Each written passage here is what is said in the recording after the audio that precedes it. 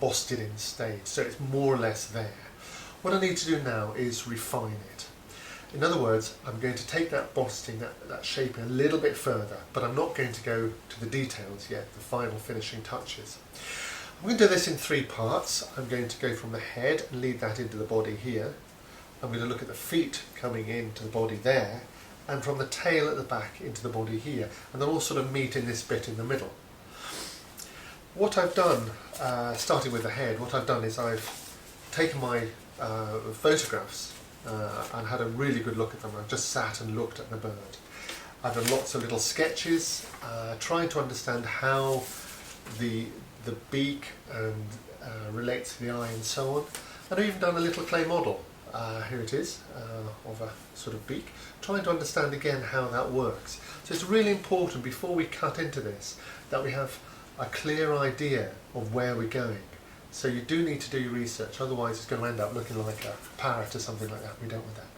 So it's smaller tools, 1/2 inch, 1/4 inch, and we'll start with the head here.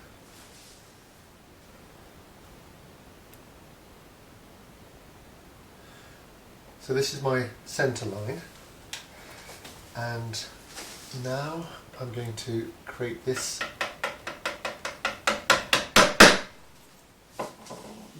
profile here, which is not quite a 1/4 circle, so I know this profile here is very rounded.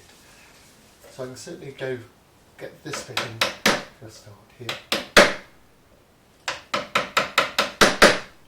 And then the beak also comes rounded over here.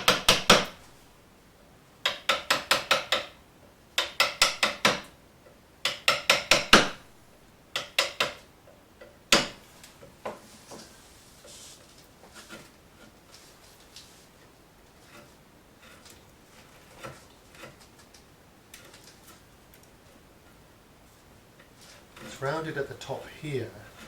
It's like a pyramid. The beak flattens here to a point. So this is, so in this plane, comes through quite a narrow point here.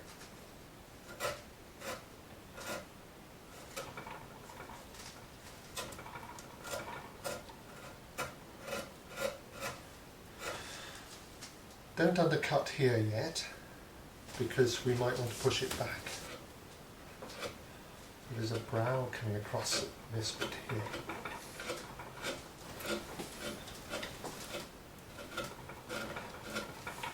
And this side of the face is quite flat here.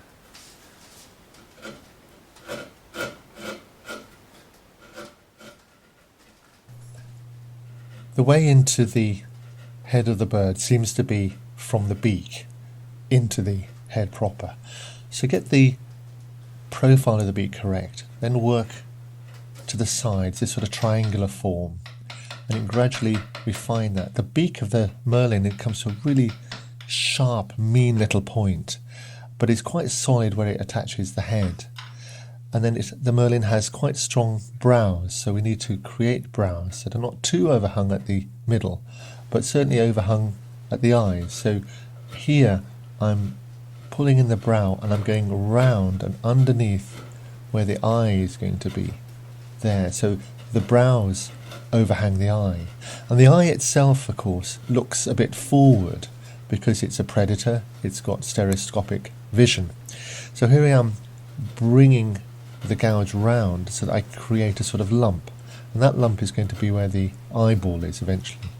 So little by little, I'm pushing this wood back, getting a sense of the beak on one side, and then of course I'll copy it on the other. So here I am trying to bring in some of the cheek where the beak itself fits into the head proper.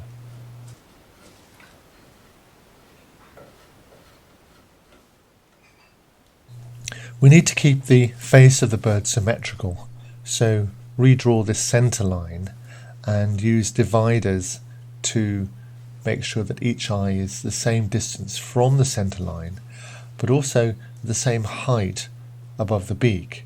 So you can draw those in and then start carving the second eye to match the first.